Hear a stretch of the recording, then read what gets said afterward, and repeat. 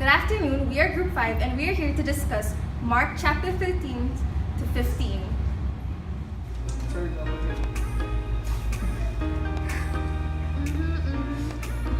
So Mark 13 starts with Jesus sitting on the Mount of Olives opposite the temples, saying and warning his disciples of the approaching end times and what is about to happen in the near future.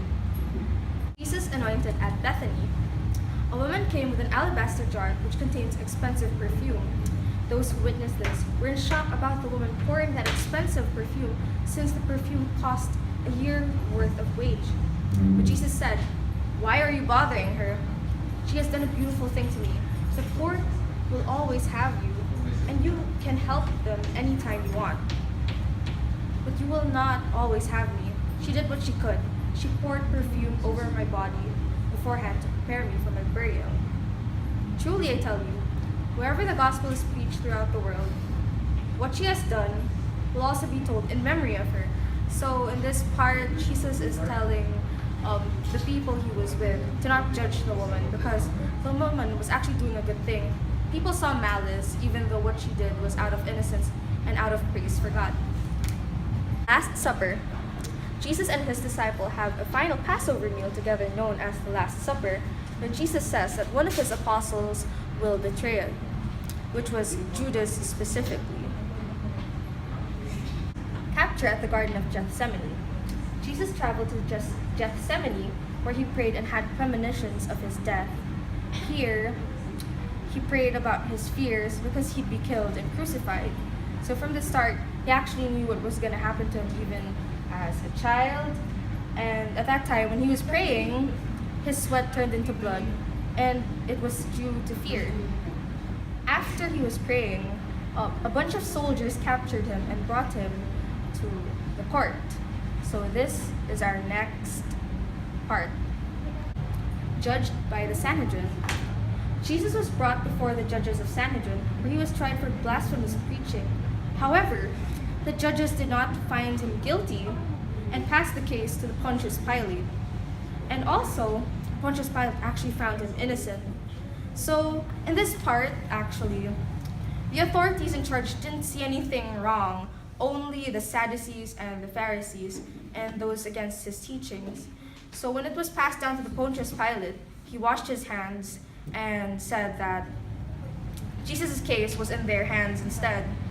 So at that part, the crowd before Jesus, there was a choice between him or Barabbas. Barabbas was a criminal, so instead they set Barabbas free and wanted Jesus to be put to death at Golgotha, or at the place of skulls, through crucifixion.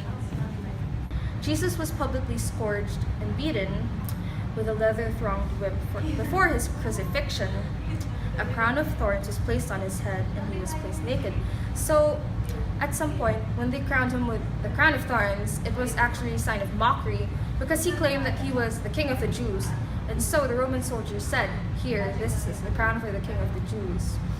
And he was too weak to carry his own cross. So Simon of Cyrene was assigned to carry his cross up until Golgotha.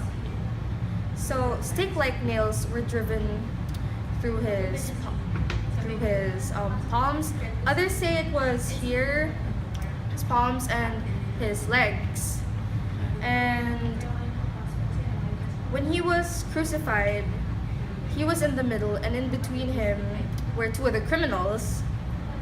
And the inscription above his head said, "The King of the Jews."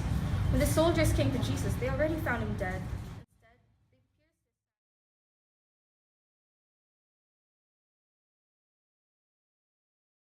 What do you think about the woman with perfume?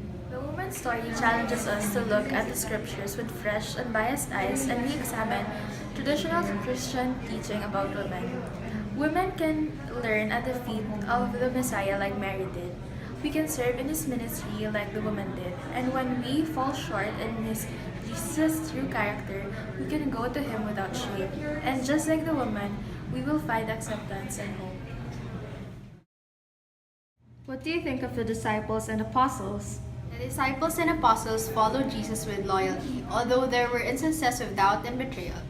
In my opinion, Even as they were disciples, they ate similar to the average believer today. Even as we believe in Christ, we are only human, have our own moments of weakness when it comes to our faith. What do you think of Judas? There are many theories surrounding the circumstance of Judas betraying Jesus. Some even theorize that Jesus told Judas to betray him. In my opinion, whatever really happened, Judas and his betrayal was the necessary step for Jesus to die